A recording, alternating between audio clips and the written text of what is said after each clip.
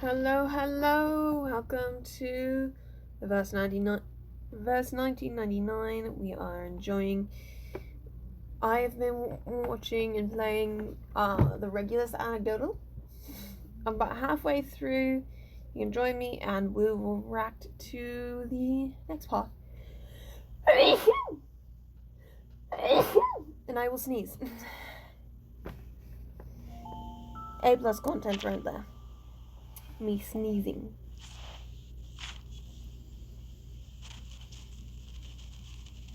Alright. Welcome to Typhon's movie party! No, Greg. Finish it. Alright. Got in-law.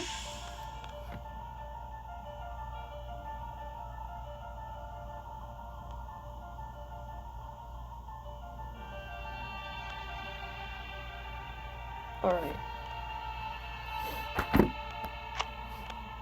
I really need to play this next one. I hate to admit that I completely missed the last event, and I am. That month was just, I was busy and tired, and just, it was not working out at all. Everything was an absolute mess. I'm gonna check out the wilderness real quick. I'll collect my dust. Oh, it's been crazy. Debating what they're telling you all, or just leaving that to myself. Anna, let me know, how do you all feel about hearing about personal drama? I mean, everyone likes hearing. Well, a lot of people, I should say. A lot, not everyone. Likes it. Oh, sweet, Sonetta's at max. So let's edit that out. Sonetta, my dear. Once everyone's at max bond, then they go back, so I can work on the next person. See, Regulus is at max bond. Shania Ain is at max bond. Let's see, who else do I need to high bonds with? I can't remember who I had on my list. Let me see. I had a list of characters who I want to build up eventually. And it makes sense then to also have them in high bond. Let me see here.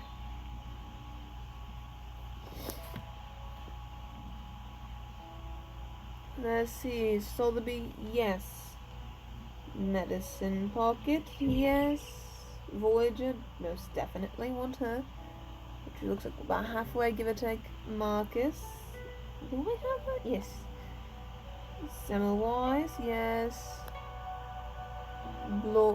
Orc Bloom. Yes. Yes, I got her on my list. I don't actually have Balloon Party on my list.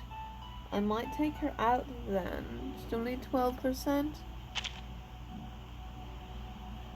But I don't have her on my list of characters to build up currently. My list is ever changing.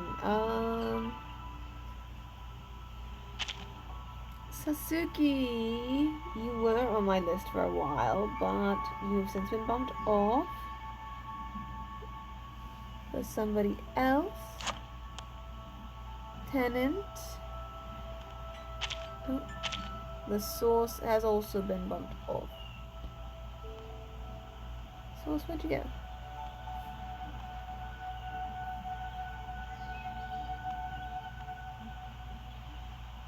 Alright. Regulus is at high. I've got Jessica set to build her. Don't have X or Sweetheart. Charlie, what about you? No, not Charlie. Dickie though. Going to build him up. Or her. Is Dickie a boy or a girl? I can't tell. I don't know.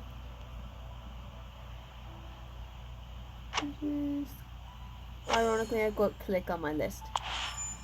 That was gonna be funny. You can pick one room for one more.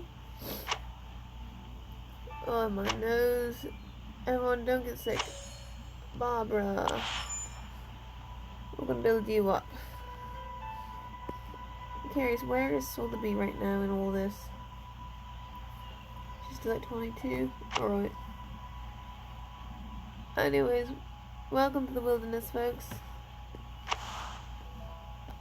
I haven't done too much change since last time. I've gotten a couple more of these, though, so that's fun. These and those look nice. Which means I've had to remove a couple pieces of land in order to make room for them. I really need to upgrade the wilderness so I can add more things. Let's see, where do I go for that again? I can't remember. Somewhere in the fountain, I think. This is recording, right? Good, it's recording. I see now. I think the paleo hole is what I have to upgrade to level up this, and then I get more space. Which I need to get this, which I only get when I get to that level. 5 SP6. What is 5 SP6? What is that again? It's one of the levels in the main story, if I'm correct.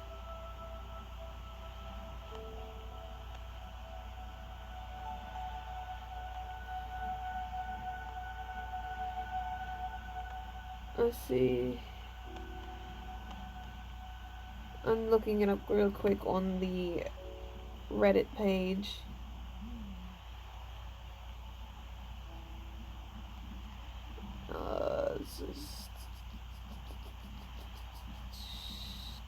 Last stage in 5.5, small sub-stage after chapter 5.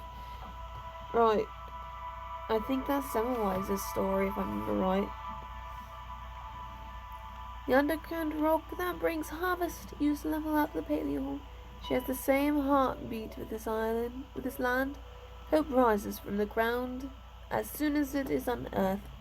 Alright, so we're going to be working on that. I really want to be able to level up, add more land. I wish that I could make the islands like basically infinite. That'd be cool.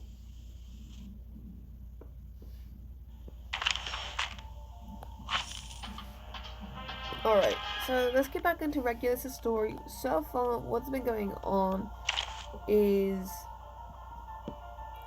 her and Mr. Apple, they're on some kind of road trip on their way to Los Angeles. I don't remember why, except this was not sanctioned by the Foundation. They were not supposed to do this, which I find funny. It's absolutely hilarious. And I just had the goofiest idea. So me and my friend are doing a fan fiction. We're writing a story. He's got an OC who we've shipped with Regulus, and I think that would be hilarious if his character went with her on this trip.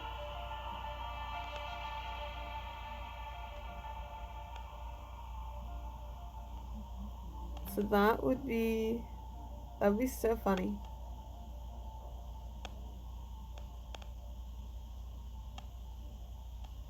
Okay. That would be fine. I'm going to talk to him about that, because that'd be so goofy. Anyway, so Regulus and Mr. Apple, they get a ride into town because they're overheated. They're in the middle of the desert walking. They've had like this terrible rubbish time getting the cars at work and things. They got the wrong plane ticket. It's just been a whole mess. But now they're in this town that's basically footloose. I've not seen that movie, but I know the reference. Anyways, so this new mayor in town, he's made these ridiculous laws. All arcanists must be registered. No rock and roll. Rock and roll is banned, and as you know, our resident rock and roll pirate will not stand for this. So, bit of a revolution happening. There's a quiet one in the town, and she's joining. I think I left off with her and their new friend who lives there. They're gonna go to this, like, rebellion concert, something or other. So, part 5. The Pirate's Declaration. It's so goofy.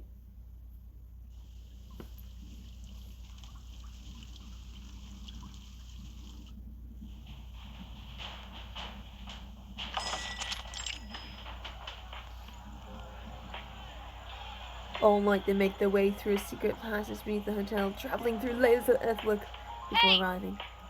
Woohoo! I'm not going to read everything. You can read. No, I will read everything because it makes it interesting. Hopefully, I read fast enough. Look! I found us a new friend! Okay, I'm not reading people lines. Only descriptions. I don't know order. 2 new friends.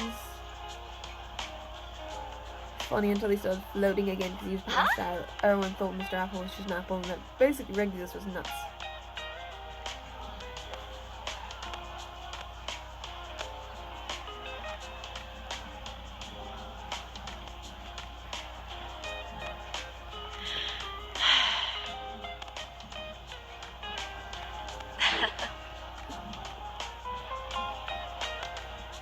So basically the speakeasy is back in use as a speakeasy.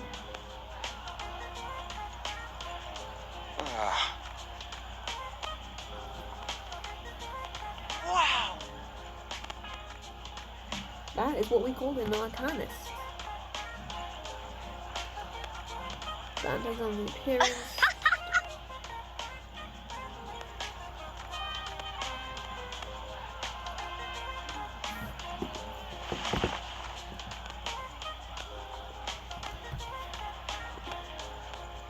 Friends.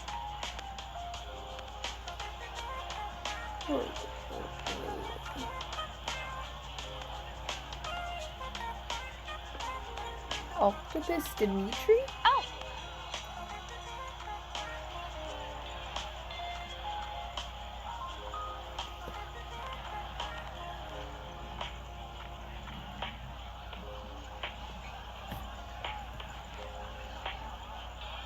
It's so weird that they outlawed rock and roll.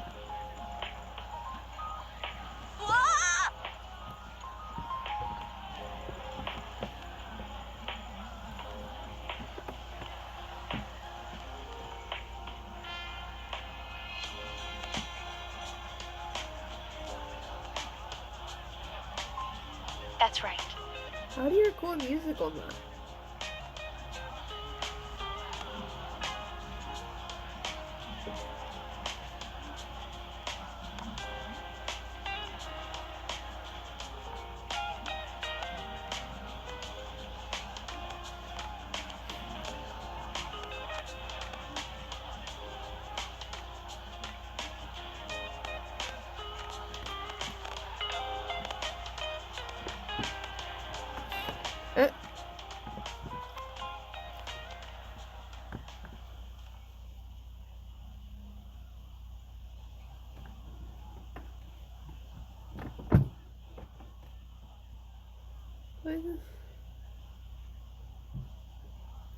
I don't think they thought about that one. And now it's raining. As for me.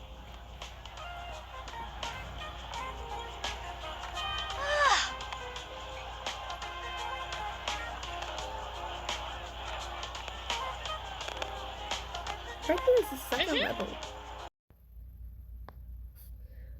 Well, this is a cursed Hatsune Miku look.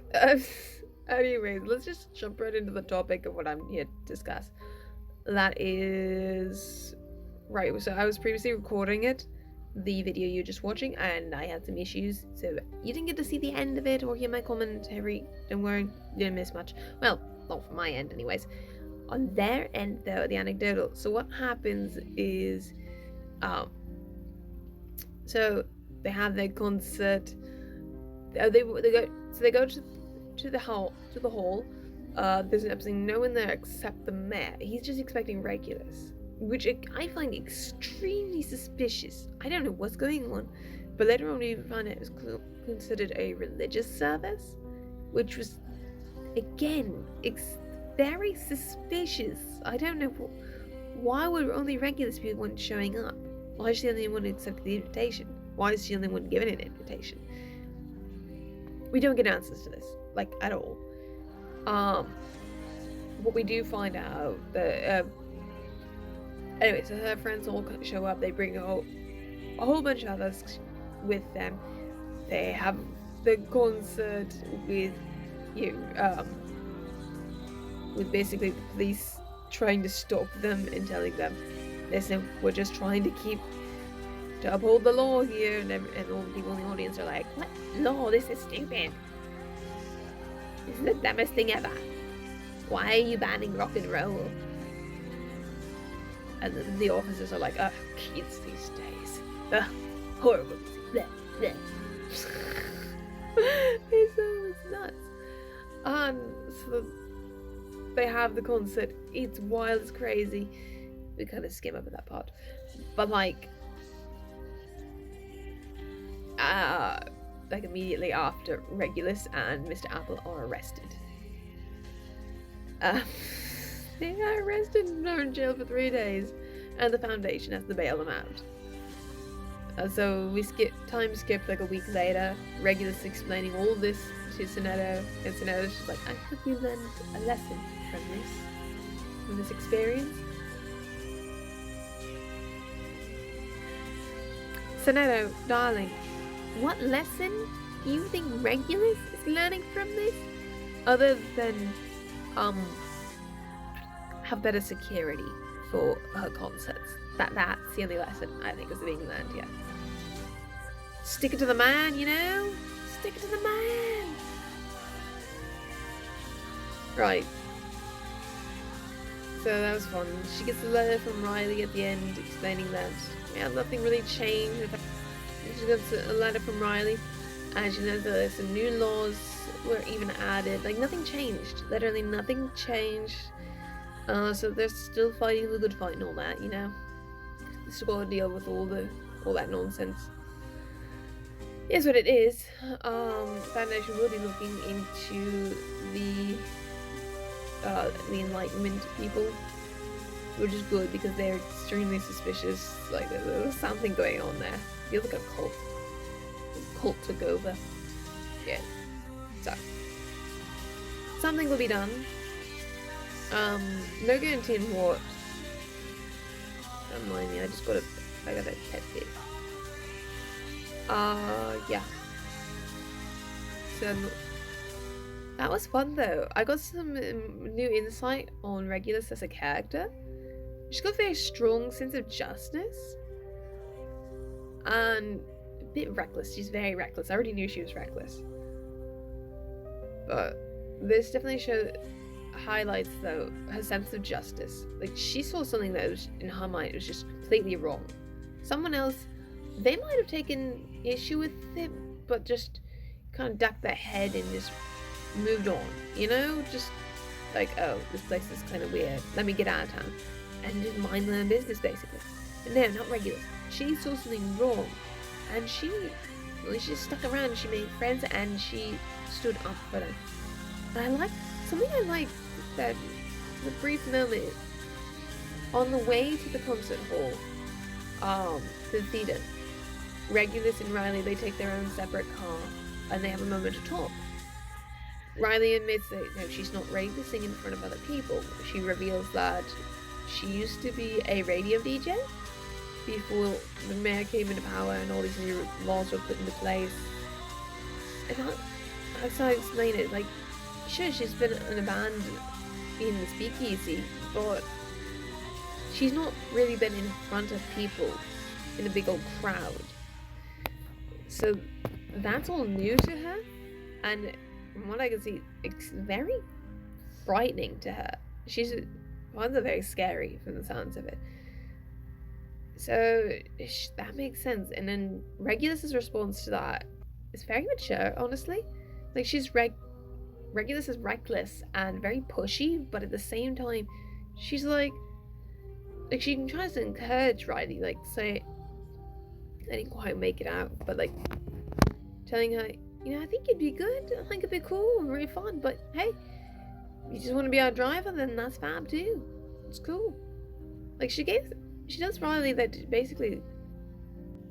she basically tells Riley that she could do it, that she could be that lead singer on the big stage.